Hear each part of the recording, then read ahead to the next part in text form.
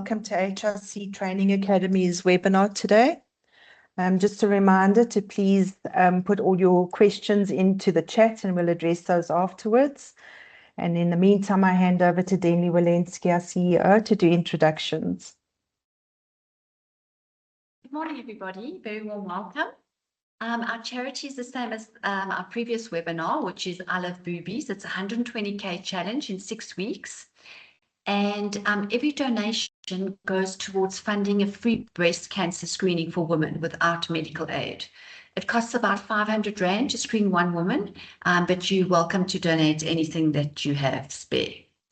Then just an introduction of HRC and who we are. Most of you know who we are, and our core focus this year is to write standard hospitality. We know that it is very important that we've got a specialized product for our hotels, our restaurants, and we know that hospitality is actually pumping at the moment. So it's very exciting to have a great product. Besides all our hospitality products, we've also launching our paddle product for paddle courts, which is quite exciting. We're also launching an SME product, which is for small to medium size commercial accounts that is based on an assets policy, asset risk. So yeah, and our restaurant product has also had a little overhaul, and it's lots of new extensions and increased limits. So please contact your portfolio manager and we'd love to give you a quote.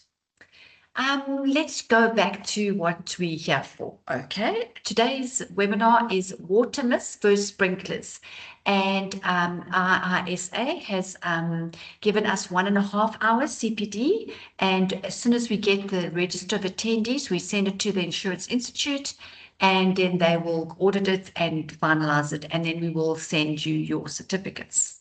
Okay.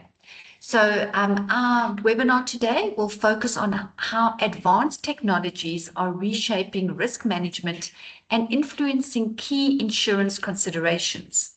Our presenter will take a close look at the science behind these systems, their design principles, and the performance factors that set them apart from traditional methods.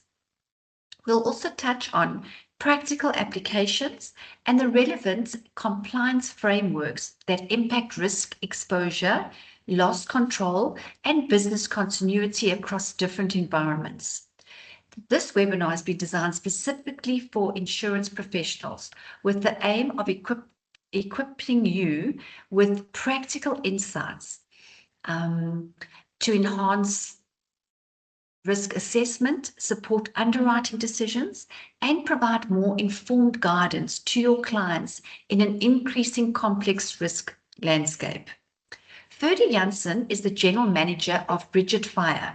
He has over 19 years personal experience working with fire systems from design, supply, planning to installation and commissioning, complemented by 13 years of electrical and instrumental engineering work in mining, power generation, and petrochemical industries. Ferdy has a good understanding of the requirements for fire systems in equipment environments. Bridget Fire is a leading South African fire protection and risk management company specializing in industrial, commercial, and high-hazard fire safety solutions. With a focus on both prevention and protection, the company provides a full spectrum of services that cover the design, supply, installation, and maintenance of advanced fire detection and suppression systems. Beyond technology, Bridget Fire plays a vital role in industry education and collaboration, partnering with insurers, brokers, and risk managers to raise awareness about industrial fire risks and promote best practices.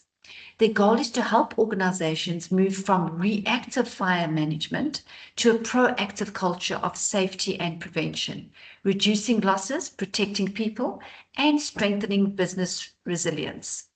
We'd also like to take this opportunity to thank Renee for her role in introducing Ferdy and Bridget Fire and look forward to their continued support of HRC Training Academy 2026. So over to you, Ferdy. Thank you very much. Let me just load up my presentation. second.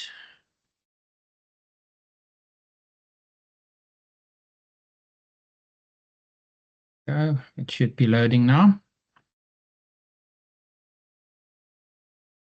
Can you see it?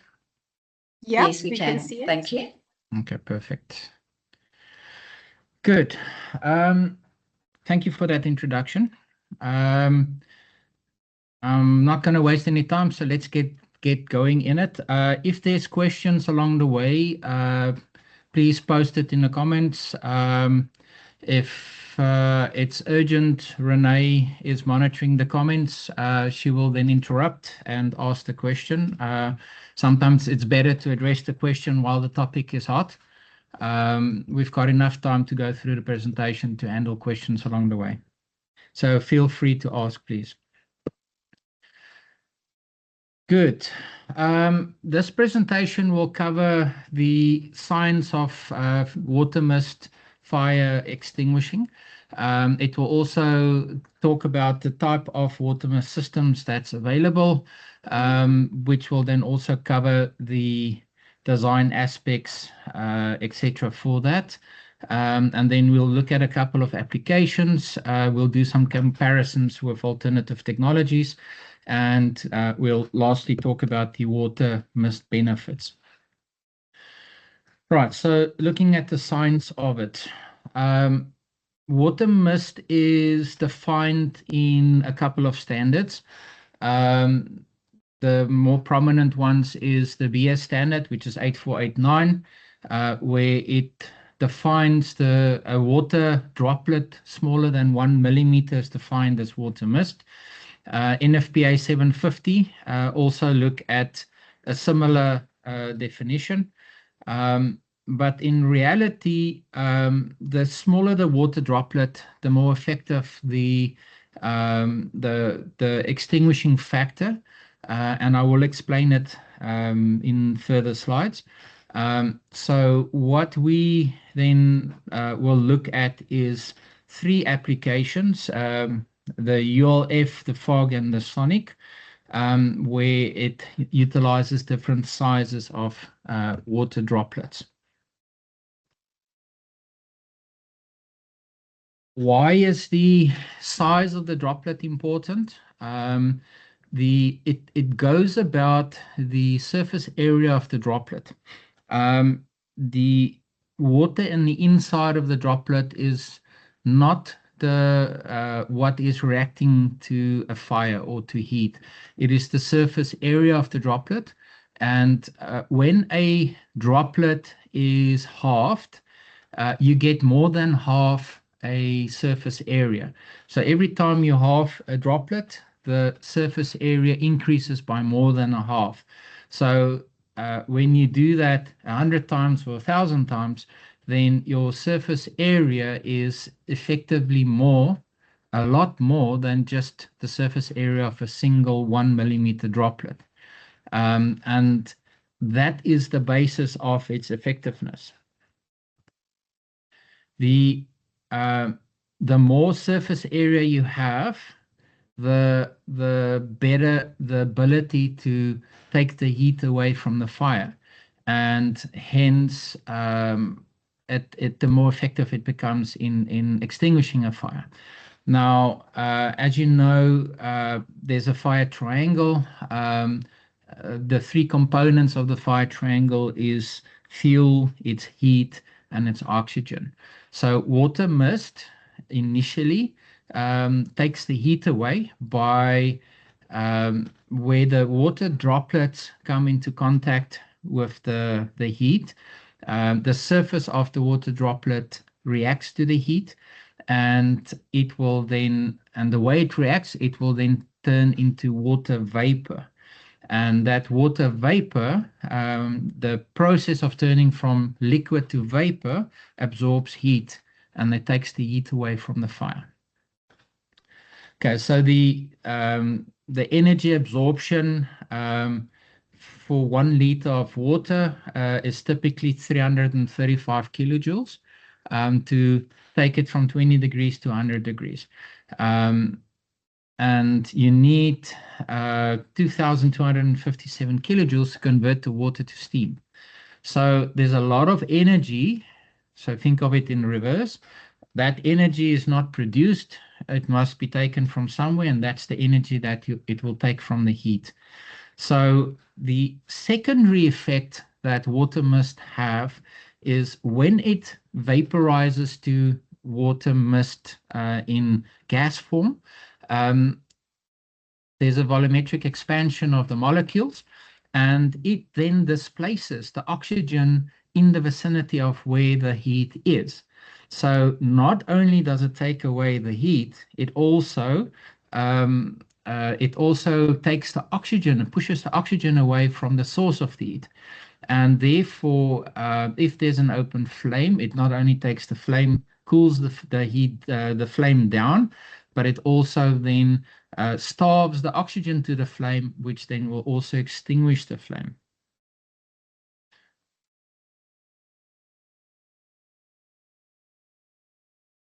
Yeah, so the importance of your system is very much related to how quickly you get the water mist to the source of the heat, but then also what the effective area is for that droplet to react to the heat. In the process, it turns to vapor, but then it also removes the heat from the source. Okay, so this is just a nice summary of the cooling effect. So again, as I explained, the evaporation is a function of the surface area of the droplets. The smaller the droplet, the faster the evaporation happens, because there's, relative to the mass of water in the droplet, there's more surface area that heats up, and hence a water mist solution turns to water vapor a lot quicker than larger water droplets. And the reality of that is a lot of the evaporation effect happens before it even comes into contact with the surface of the material that is heating up. And therefore you also get a lot less water condensing on the surfaces, and there's also a lot less water damage that occurs. Okay, because of the evaporation of the water vapor from liquid to gas form, the volumetric expansion is quite drastic, and it pushes the oxygen away, as I said, and it, in a sense, isolates the surface of the fire from oxygen, and therefore it starves the fire as well from oxygen, which is a double whammy. It now acts in two ways to extinguish a fire. When you look at larger droplets, the larger droplets, so think of a sprinkler system, the droplets are typically 2 to 3 millimeters in size. When those droplets approach the hot surface and the flames, the evaporation rate is not fast enough in many cases, and the droplet itself would land on the hot surface. Yes, it does cool. Yes, there is evaporation that takes place, but it's not as effective as water mist. And then at the same token, there is a couple of downsides, because now you've got water droplets landing on hot surfaces, which can cause thermal cracking, thermal damage of surfaces, and obviously with water getting into contact with surfaces, it can also cause other damages to the materials like rust or water penetration. Right, so the water mist systems and sprinkler systems are typically suitable for Class A combustibles. However, with water mist, especially when you add additives to it, foam additives, you can also use it for Class B type of fires. And I'll explain that also a little bit further. This is just a graph showing the effectiveness of oxygen displacement. When the evaporation starts happening, because of the volumetric expansion from water in liquid form to water in gas form, it has a very drastic impact on the localized oxygen concentration, and it actually contributes quite drastically to the effectiveness of a fire to maintain.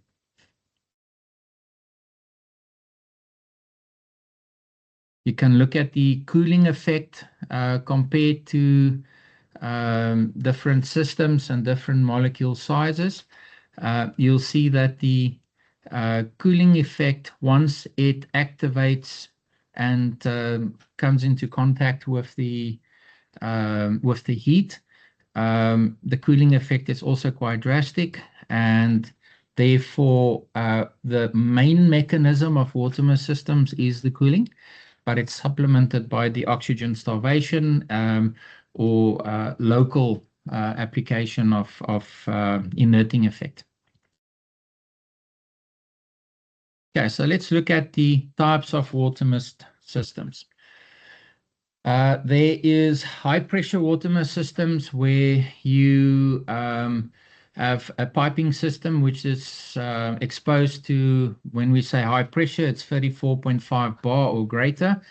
In many ways, 34.5 bar is often in the gas systems environment classified as a low pressure system, but for when it comes to water, it's rated differently.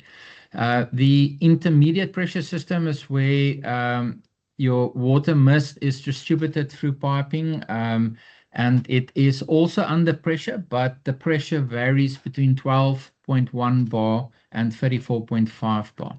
And then you get the low pressure water mist systems where the pressure is 12.1 bar or less, and that's typically where most of the water mist systems for larger applications is installed. Now the question is asked, what's the relevance of the different pressures? So when you look at sprinklers, the molecule, sorry, let me just get that. The identical applications proven by technologies based on all pressures, and there is, on all of them, there is a third-party approval that is critical. Any fire system requires third-party approval because in the end of the day, your fire systems are life safety systems.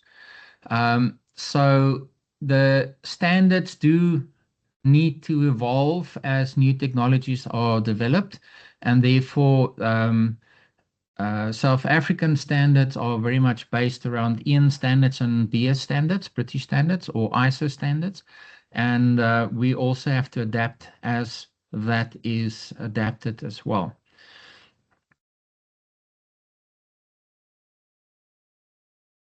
Okay, so the pressure is the water mist itself is often the size of the molecule is generated by the pressure that forces the water to go through a diffuser, and the very, very fine mist is often achieved through a higher pressure system. We'll show this in the next slide. The type of certifications, sorry, the one after this, the type of water mist certifications that we're looking at is a mixture of British standards, European standards, FM is American, NFPA 750, which is American, and then the VDS standards. That covers the design and installation, and then there is a test protocol where they then test the systems against these standards. Now, the installation and maintenance criteria is defined in the design and installation standards. The duration of the discharge, the design area, and the quantity of nozzles is all determined in those standards. The fire test protocol is then how it's measured, effectiveness measured, and whether it extinguishes the fire. So there's normally a fire suppression performance criteria which needs to be met, and with that, with that they also look at the component approvals, and together that would then give you your system approval. Okay, so we talked about the fire triangle. Remember, I said it's 3 legs. It's oxygen, heat, and fuel. And then together, the 3 must be present. All 3 must be present to support the chain reaction of a fire. Now, when we look at the EN standards for fire classification, Class A is combustible materials. Class B is flammable liquids. Class C is flammable gases. Class D is flammable metals. Then there's a electrical fire, which the European standard does not classify, but it was previously known as a Class E fire. And then Class F is a cooking oils fire. Now, this may not seem familiar to you because we follow the ISO standard and our standards, the British standard and ISO standards. And in our standard, our combustible materials is Class A. Our flammable liquids and gases is Class B. Electrical fires is Class C. Flammable metals is Class D. And then cooking oils and fats fires is Class F. In America, they also refer to Class F as a Class K fire for kitchen. Right, so we talked about, does pressure matter? The biggest difference is in the delivery of the water and in what format. So using a same test circumstance or test criteria that IMO 913 local application as a test methodology or criteria, with a Class B source fire, the same energy, 6 megawatt spray fire energy, the spacing of nozzles. With a low pressure system, you have more nozzles. With a high pressure system, you have less nozzles. And then you're looking at the amount of water that is delivered. So in a low pressure system, you're looking at 1 liter per minute per square meter, compared to the high pressure system of 0.88 liters per minute per square meter. The difference is the 100 bar pushing the water through the nozzles versus the 12 bar. So water density, because you have higher water droplets, the water density is 12% more than the high pressure system. Obviously the other way, the high pressure system is 12% less. So does it make a difference in terms of the effectiveness of a fire? We'll see the results soon. When we look at ordinary hazards, Class A hazards, different test methodology. In this case, the low pressure and high pressure used a FM versus a SEN test methodology. Both are Class A. The flow rates, again, the low pressure has a lower flow rate, different pressure or lower pressure. The water density then, in this case, in a Class A fire is 20% less than the high pressure system. So what does this mean? So when we look at the different nozzles, your K factor is obviously different for high pressure to low pressure systems. The pressure difference is definitely a factor. The advantage is your spacing of high pressure system nozzles is higher than low pressure systems. Your coverage area is subsequently higher. And you also have a higher flow rate per nozzle. But remember, you're going to need less nozzles. So low pressure water density systems typically require 20% less water than high pressure systems. That's one of the advantages. The biggest advantage of a high pressure system is the smaller molecules, the smaller water droplets give you a better three-dimensional penetration. That is typically the higher advantage of the high pressure system. Now let's compare the low pressure system versus a sprinkler system. Now in both cases, these type of systems would be classified as a building protection system. In this case, we're looking at an ordinary hazard. We use the Ecomist ULF versus a normal sprinkler spray nozzle. The nozzle particularly used on the water mist is an AM29.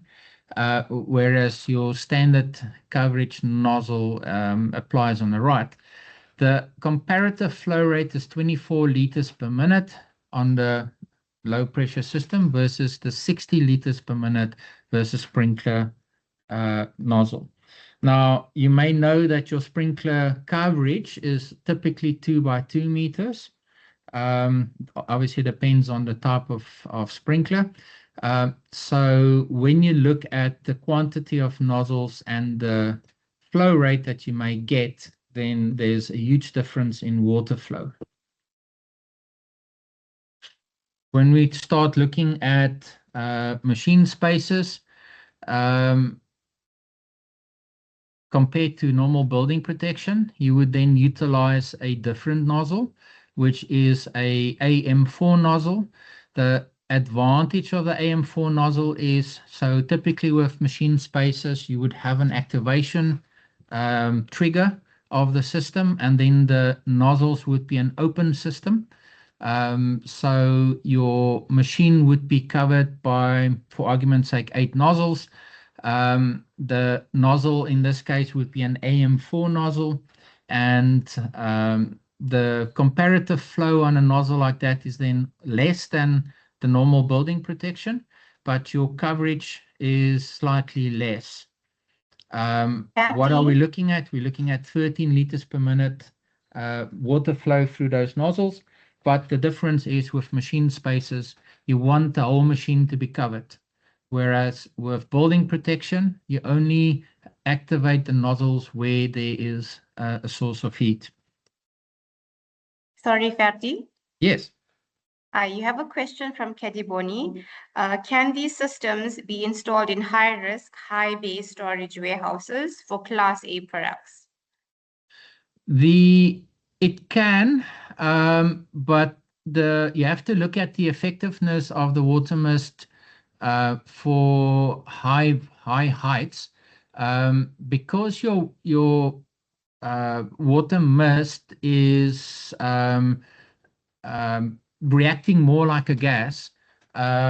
Your penetration to the lower extremities of the height, so on the ground floor levels, your water mist may not be as efficient. However, if you have in-rack protection as well, then yes, it may be effective, but that has to be evaluated.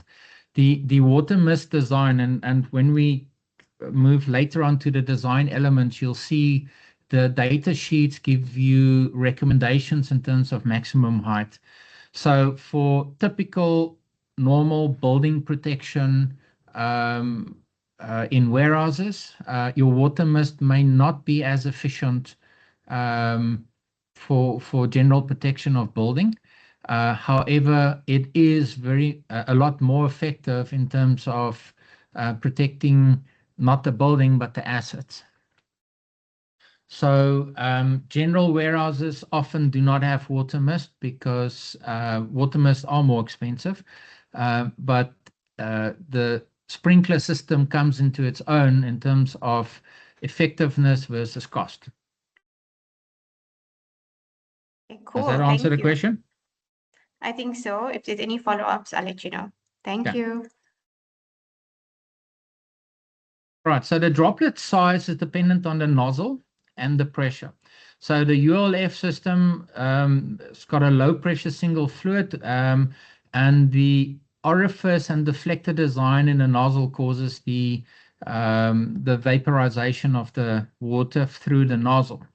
With the fog system, it makes use of the high pressure single fluid water being forced through a small orifice, which causes the vaporization.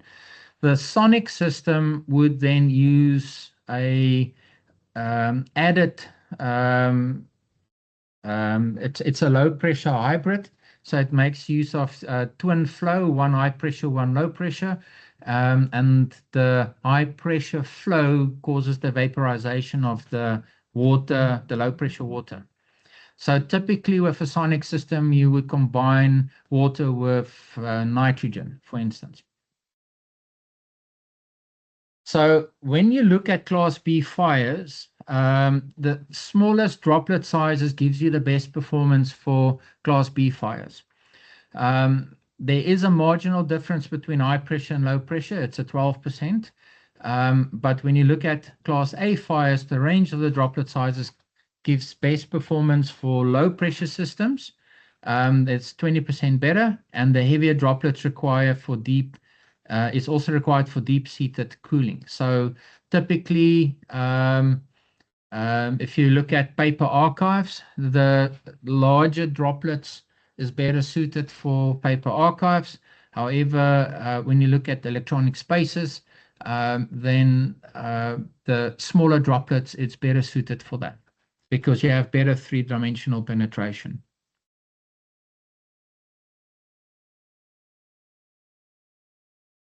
Okay, so when we start looking at extinguishing versus control, now often in buildings you talk about you want to control the fire so that you want to prevent the fire from spreading. That's when you start talking about control, and that's typically in a Class A environment.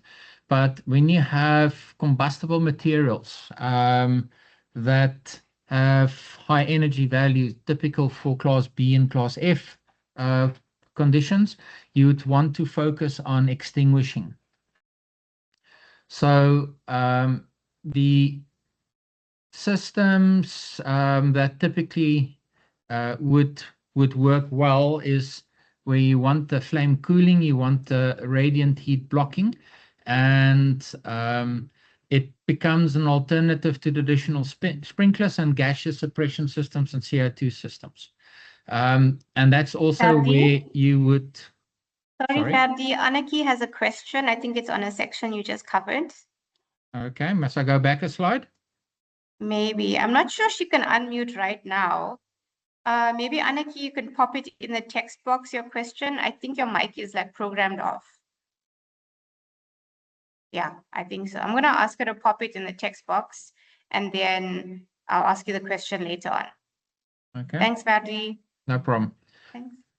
Okay, so for typical Class B and Class F fires, because of the high heat release hydrocarbon type of risk, you typically go for open nozzles. So it's a dry pipe system with a control valve. And when the detection mechanisms activate, that can be linear heat, it can be a double knock detection system. It depends on the risk. That would then activate the control valve or deluge valve, and that would then have all nozzles discharging. When you're looking at control, you're only focusing on where the fire is, and only the areas affected by it is activated. So That's also important to understand the difference between extinguishing and control.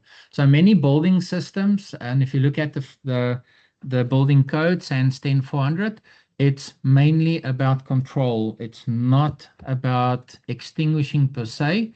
And the only time extinguishing is identified is when your fire risk assessment determines that I have an elevated risk and I need to extinguish.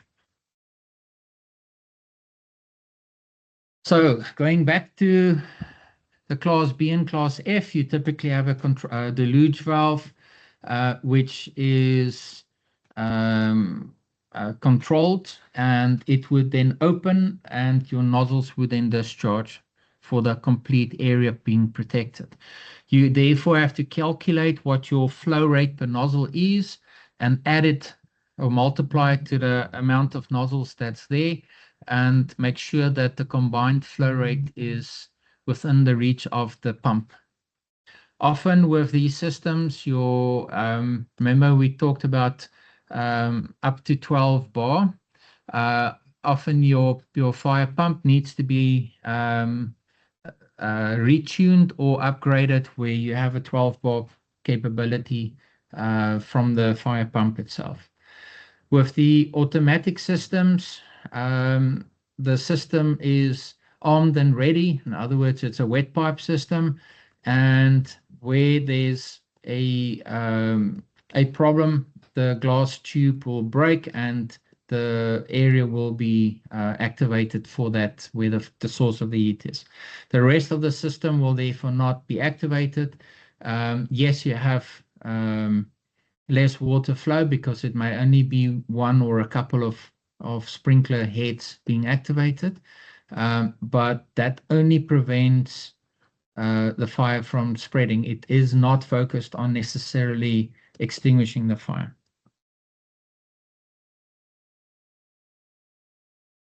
So with the high pressure systems, you obviously need a pump that's suitable to provide you the high pressure. It is typically a positive displacement type pump, and it must have a suitable duty configuration with a standby so that the system can maintain itself for the required operation period. With your low pressure systems, you can then consider centrifugal pump, which is a lot less expensive. You can have a dual pressure switch. So in other words, your normal sprinkler systems operate up to 9 bar maximum. But then when your water mist section is activated, that your water mist pressure pump kicks in and it then activates the 16 bar for the water mist section. Also advisable to have it on a duty standby configuration, and it is normally part and parcel of a automatic control panel. Just an indication for the more technically inclined in terms of how you would interface it.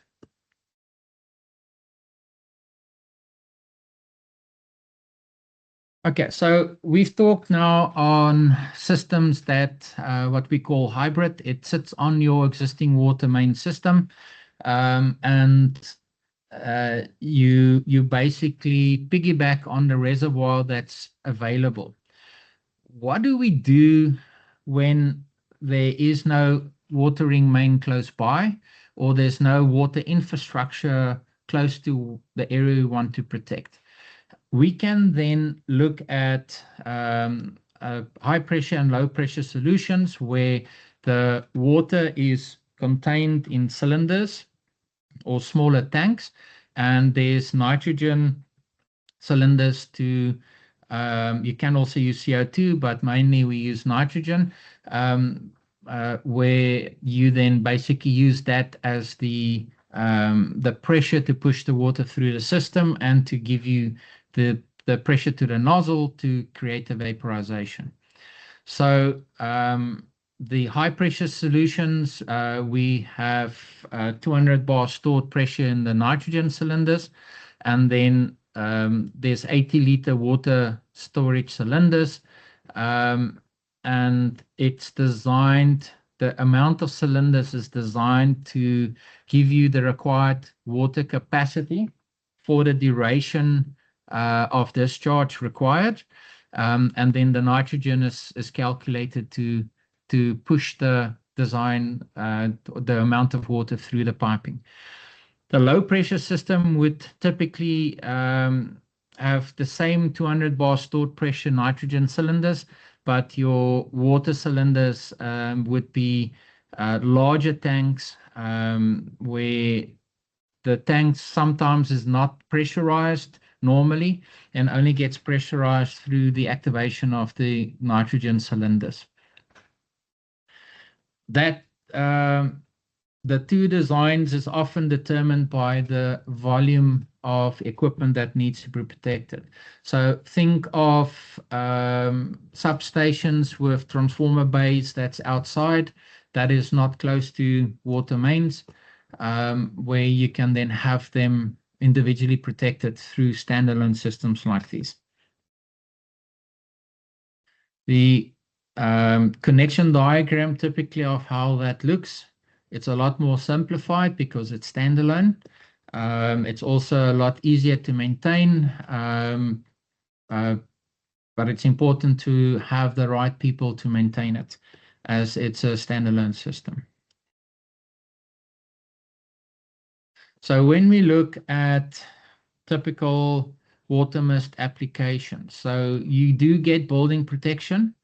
Water mist is often used in general office spaces. You can also use it in electronic spaces, believe it or not.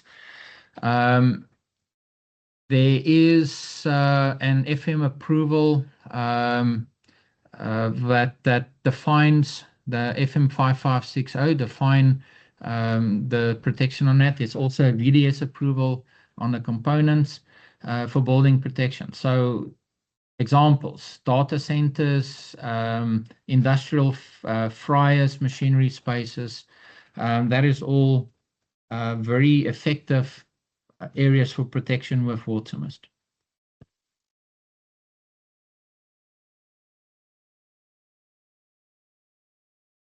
When we look at building protection, your organic combustibles, typically wood, paper, plastic, the characteristic of that is it's a low heat release, and typically you would have a automatic control of the system.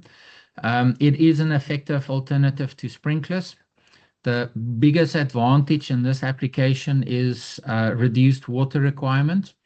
And because you've got a reduced water flow rate, it's smaller piping, and the recovery time after discharge is also substantially less because there's less water damage to recover from.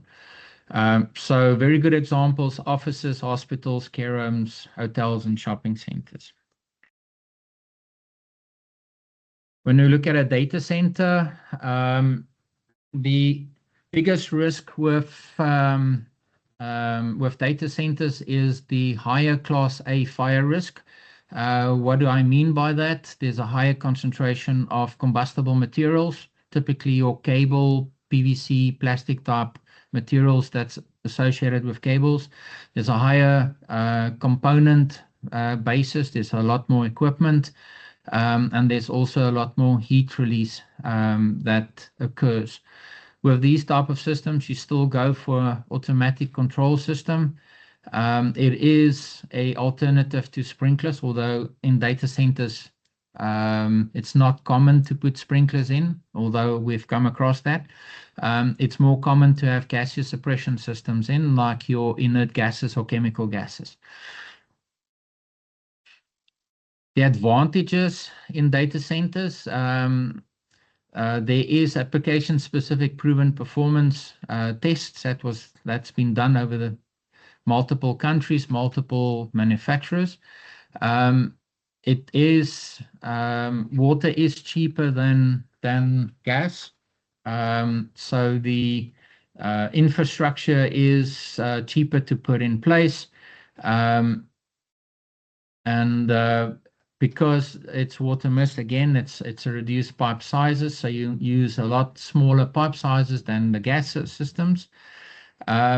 With water mist, its biggest advantage is the enclosure integrity is not critical. What is enclosure integrity? It's the ability to maintain a concentration. So with gas extinguishing systems, enclosure integrity is critical because you need to maintain a concentration of gas in the room to be able to prevent a reignition of fire. With water mist, that's not as critical. And then obviously the consequential damage is less because with a water mist system in a data center, you would have it zoned. So only zones would go off at a time. And at the same time, only that area will have consequential damages with maybe cleanup requirements. Whereas with the gas system, the whole area would be discharged typically. Hey, Ferdi. Yes. We have a question from Desmond Minter and Martin van der Skeef. Okay. They're asking, when it comes to lithium ion battery fires or solar battery/inverter fires, what is your take on sprinkler systems for suppression versus a water mist or water spray system? Okay. And do you have alternative solutions to these?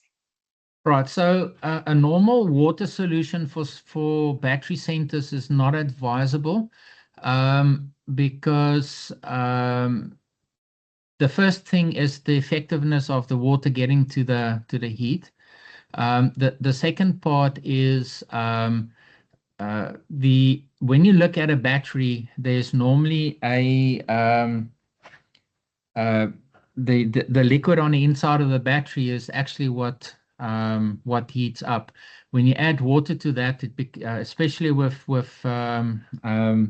lithium and other types, if you look at a lead acid, for instance, when you add water to it, it reacts to the water and it gives off other gases. It's the same with lithium as well. So normal water sprinklers, not advisable for battery centers. Water mist on its own, also not advised, but you can have it with foam additives. There are foam additives that are suitable for lithium type fire risks. One of the products called is Berkey Cold. When you add the foam additive to water in a water mist delivery, yes, you get coverage of the foam on the hot surfaces, and the cooling effect effectively takes place. So there is solutions to that.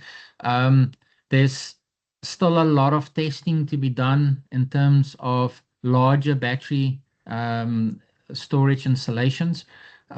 So is there a one solution fits all? No. It needs to be evaluated on a case-to-case. Smaller tests have determined that you can effectively extinguish fires, lithium fires with, in particular, I know the Berkey Cold product because it has been tested at the Kiva laboratory in Netherlands, and there's a test report that says that it's effective in cooling a battery to the point where it does not, it stops the chain reaction. The test, however, is limited to smaller scale batteries. The upscale of that has not been tested anywhere in the world, so there's still a bit of uncertainty, and therefore the reason why it needs to be evaluated on case-to-case basis.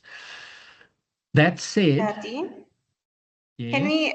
can we ask, someone popped and deleted something about NFPA 855, and then I think they were trying to make the reference to ASIP, because ASIP recommends, I think ESFR And then the NFPA 855 for the lithium recommends water suppression as the key extinguishing. I don't know if you want to give them some insight into that and then why we recommend, but you did speak about, we do the Berkey, we do the gas suppression and the DLP with the Berkey. Yes. I don't know if you want to talk to the NFPA 855 and maybe that's larger scale. Maybe that's over 600 kilowatts. Yeah, that's the NFPA 855 is more for large scale where, and this is, if you read through the technical papers around NFPA 855, it does point to the fact that this is often more about containment than extinguishing.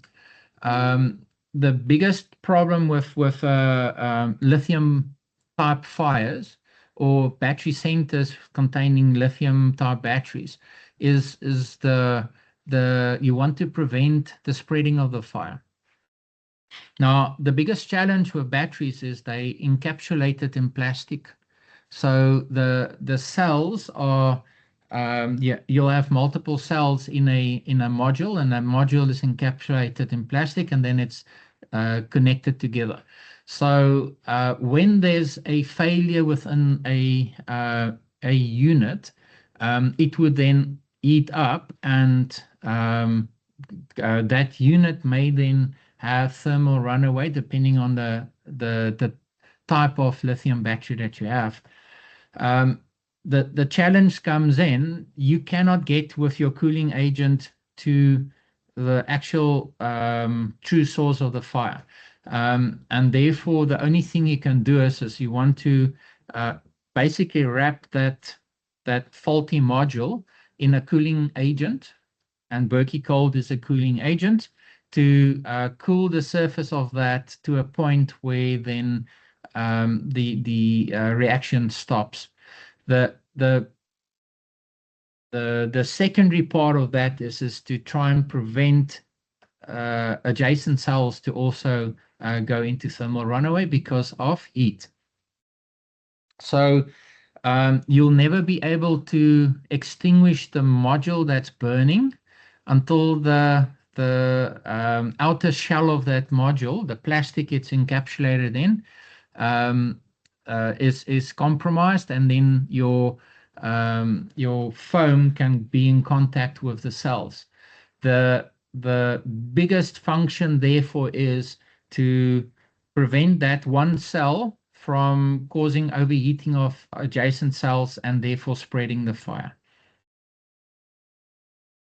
So with large-scale fire systems, obviously the energy value becomes a different animal, and then you also need to look at is the scaling of your protection methodology valid for the upscaling of the energy value of the energy center or the battery center, and that's where a lot of work still has to be done, but there is good guidance from NFPA 855 that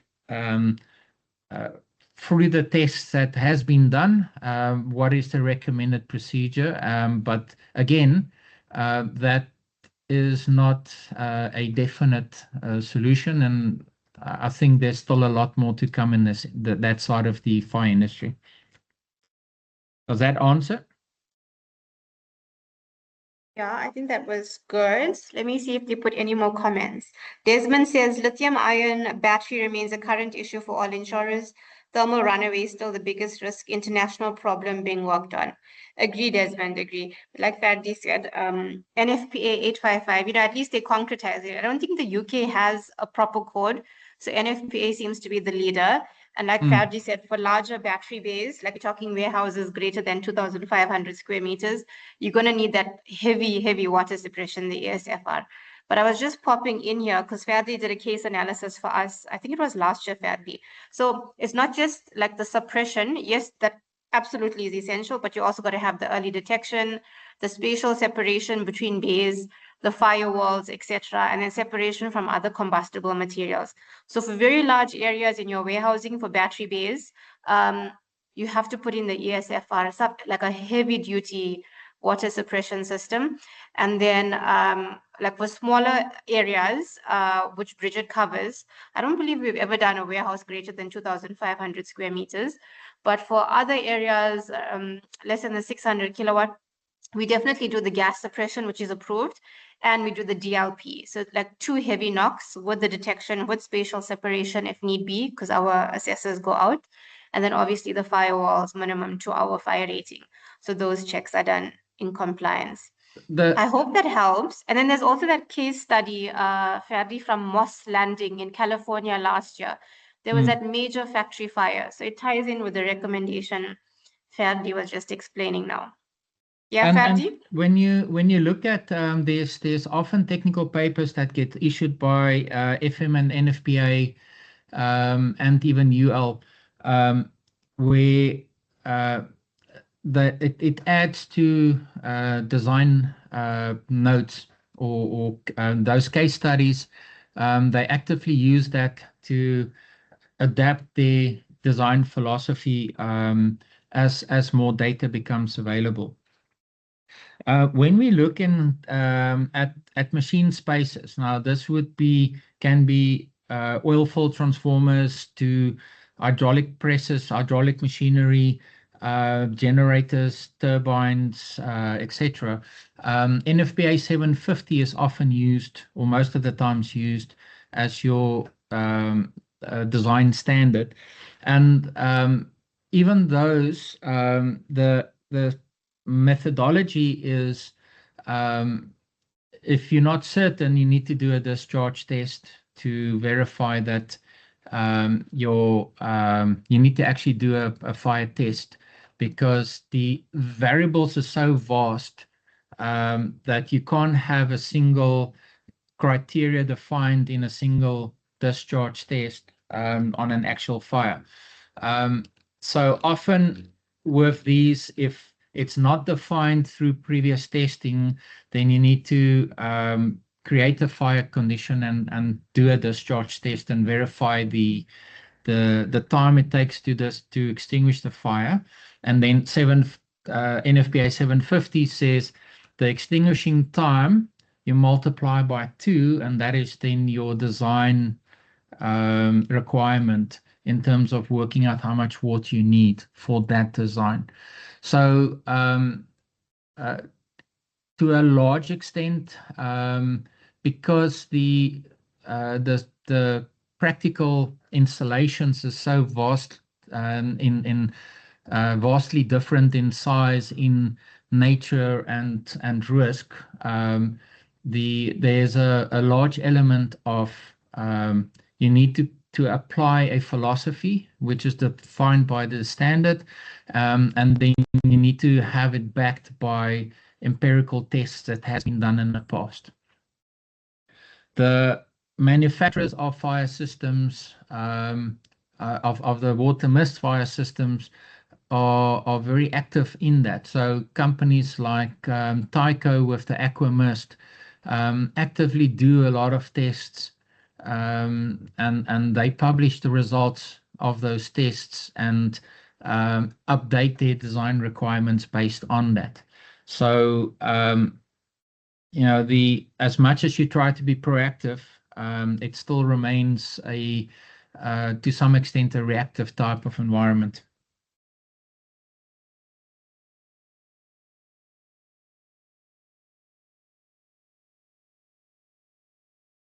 Okay, so when you look at industrial fires, your biggest fire risk there is your hydrocarbon fuels, your the oil, the cooking oil. Those cooking oil often contain a lot of heat energy. So there you would want to have a deluge valve with an extinguishing component, because you need to prevent the oil from breaking down due to the fire. In the industrial fires, the alternatives are CO2 and chemical agent fire extinguishing systems. However, CO2, although you can use it as a local application, CO2 does have safety concerns. And the other thing is when you use a chemical agent on industrial fryers, you always have a contamination effect, which you don't always want.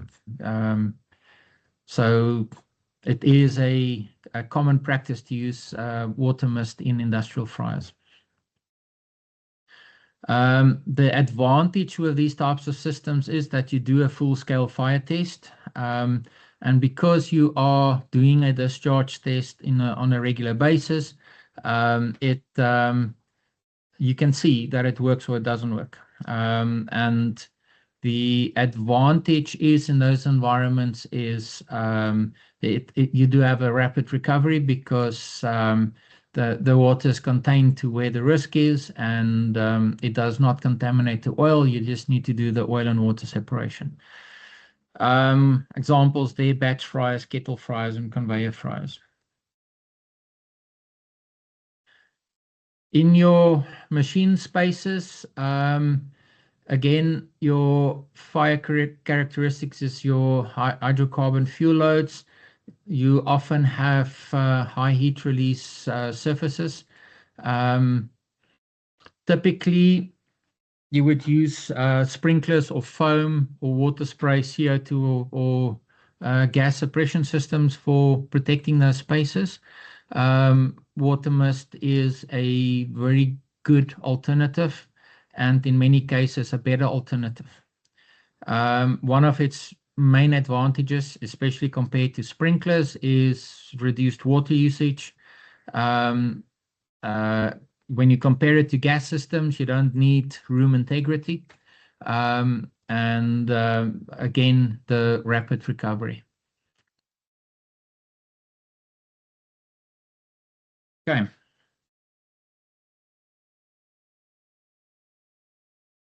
Looking at the Aquamist ULF, which is the low pressure solution, it is the reliable and cost-effective water mist solution for a broad range of applications.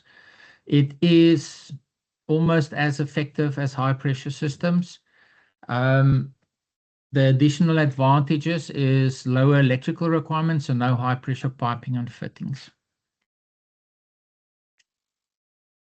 When you look at a system, you would need a pump that is capable of pumping or delivering 12 bar at the nozzle. You would have a control valve, and then because you're using water mist with misting nozzles, you would want to use stainless steel piping because it will minimize or eliminate the rusting effect in piping, and that rust can have a blocking effect on the nozzles. There is a G-Press pipe solution which is patented by Tyco, Johnson Controls, where the fitting and the installation of the stainless steel piping is simplified to a great extent because you use a hydraulic press to fit your fittings onto the pipe, and it has got an FM approval on the piping, and that FM approval also covers leakage. So if we start looking at an industrial fryer protection system, you typically would have a pump-based solution for large installations. For smaller installations, you can have it cylinder-based. The type of nozzles you typically would use would be a mixture of your AM31, your AM10 and AM4 nozzles. They have different spray patterns and coverage. There'll be a valve cabinet typically with your pumps kit and a detection system. If you look at a standalone solution, then you would have the same type of nozzles, but you'll then have your mixture of gas and water cylinders with the same detection solution. Looking at a Aquamist fog, high mist or high pressure system, it's a flexible solution for light hazards, ordinary hazards, and industrial needs. It is recommended when your piping dimensions or pressure losses are critical. So, and there are standalone solutions available as well. Typical with those systems is your high pressure cylinders and water cylinders with the set of nozzles, and there would be a detection system with it. You can also have it as a hybrid solution with a pump base and a control valve with the nozzles, with the closed nozzles. When you look at the Sonic system, it's a high-performing standalone hybrid system. The hybrid means it's a combination of water and nitrogen. As I explained before, the nitrogen is used. It's piped and pumped separately to the nozzle. So the nozzle has got a connection for nitrogen, a connection for water, and the nitrogen is used as the vaporizer in the nozzle. So those are typically required for high velocity discharges and where you want to protect against fast developing fires. With these systems, you typically would have your nitrogen cylinders, you'll have a control valve and your piping, and you can see with the nozzle, it's got a dual connection to the nozzle for both water and nitrogen. Right. When you look at the all of the Watermist nozzles, the important part is each of these components must have certification. So when you look at a data sheet, the data sheet needs to give you obviously the K factor or the flow rates, the coverage, the heights, and then there's recommendations in terms of how it should be utilized. So in this case, these are VDS approved nozzles for public areas with low fire loads. So typically reception areas, hotel rooms, apartments and common areas. When you compare the different technologies, you would then look at when we compare it to a sprinkler, for instance, there's a reduced water demand. So typically 50% or more water required. Your pump itself is smaller because you have to pump less amount of water. Yes, the pump pressure is often a little bit higher. Because your pump is smaller, you'll require less power. And lower flow rates means smaller pipes. These systems require application-specific testing. So there are limitations to Watermist systems, and it's also good for non-storage applications. The componentry is more or less the same on the low pressure systems. Obviously, so the same type of components, but not necessarily exactly the same components. When you look at Watermist compared to gas suppression systems, the gas suppression systems require enclosure integrity. With Watermist, it's less critical. Therefore, rooms that you would otherwise struggle to seal, a Watermist solution would be ideal. Practical example, if you think of your generator room, you don't want to seal off your generator room because you need ventilation. You need there's huge radiators and cooling air that you need to flow past the generator. To protect the generator room is very difficult with gas extinguishing because of the lack of integrity, whereas with Watermist, it's easy. Application-specific testing was done for data centers and machinery spaces. So there is FM approvals for both those applications on water mist. So therefore, there's not a need to worry about that because it's defined. Yes, your gas extinguishing systems also have approvals. So it's on par. Your post-discharge reinstatement with a water mist system is often minimal. The only thing is you need to recuperate the water supply. With a gas extinguishing system, you need to remove cylinders, have it refilled, repressurized, and there may be a time impact that is more relevant to gas systems. The discharge cooling and radiant heat transfer effect is an advantage with water mist systems in some cases. And there is a concern about acid damage with water, but compared to with normal sprinklers, it's obviously a lot less. In data centers, for instance, the water mist system works very well in a pod basis where your data center is broken down into pods, and the pods are individually zoned, and hence if there is a fire in a pod, only the equipment in the pod is exposed to the water mist, and hence there's the damage to the equipment is restrained to only that pod.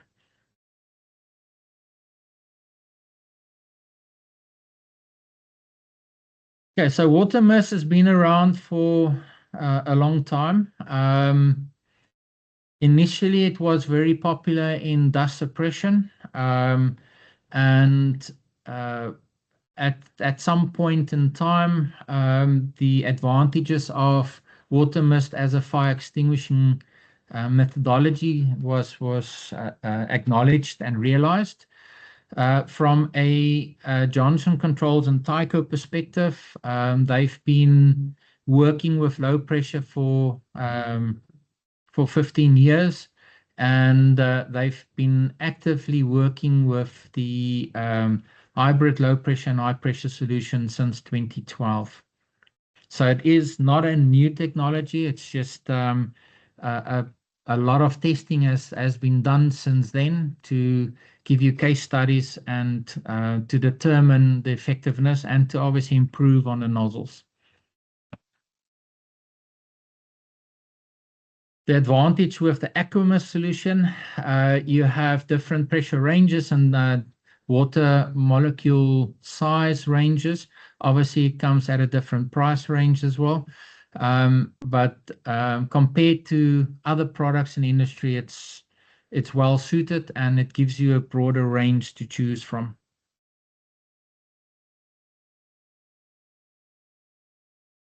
Okay, so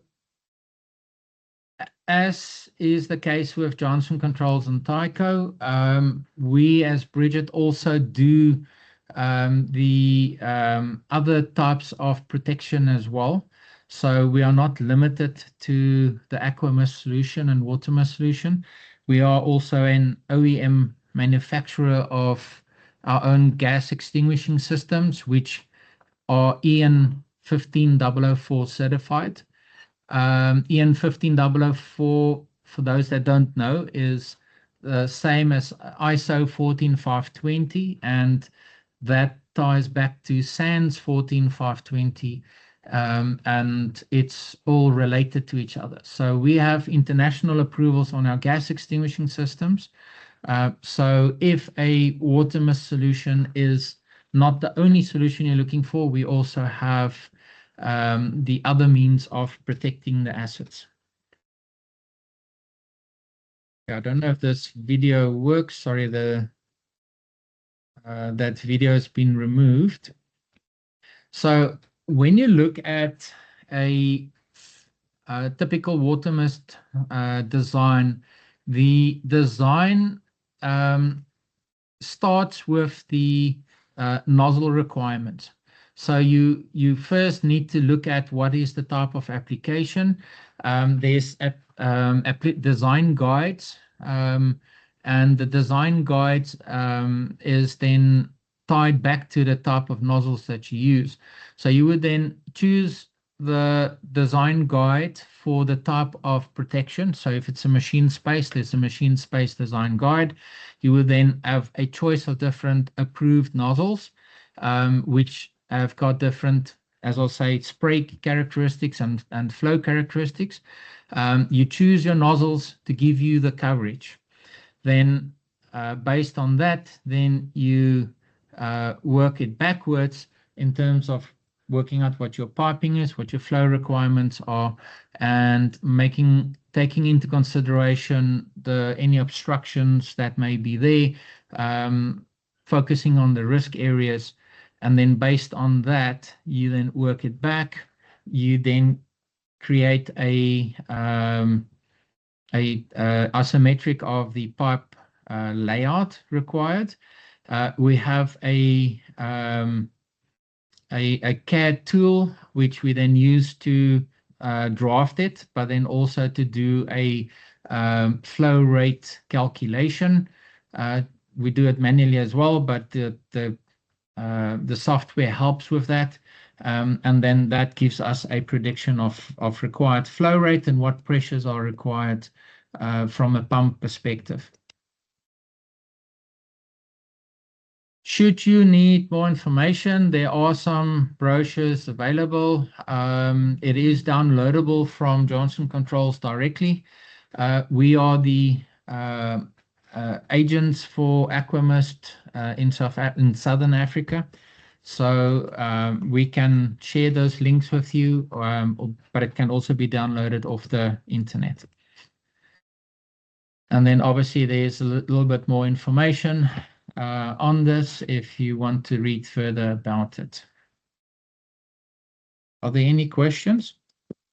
I think there's one we missed from Bernadette. I'm just trying to scroll back up to find it. Okay.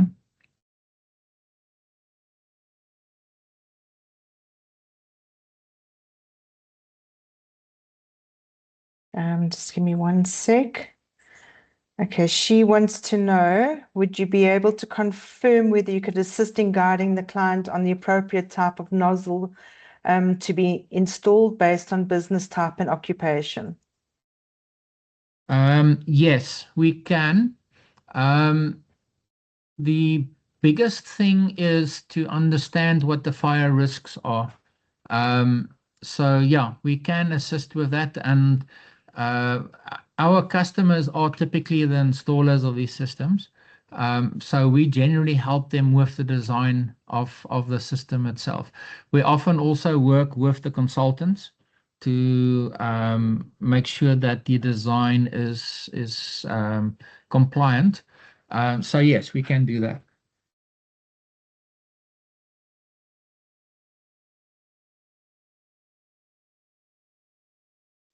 Sorry, I think Rene answered all the other questions as they came up. I don't see any more. If anyone's got anything, they can add it now quickly.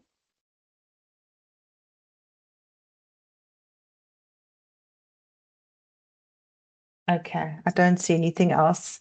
Den, I hand over to you. Great, thanks so much. It was very insightful and we all learned so much. We really appreciate your time, Ferdy and Renee. Thank you very much. Yeah, have a great day, everybody. And yeah, thank you for attending. Thank you very much for the time. And yeah, if there's questions, please, by all means, contact Renee, myself. We'll try and help you as best as possible.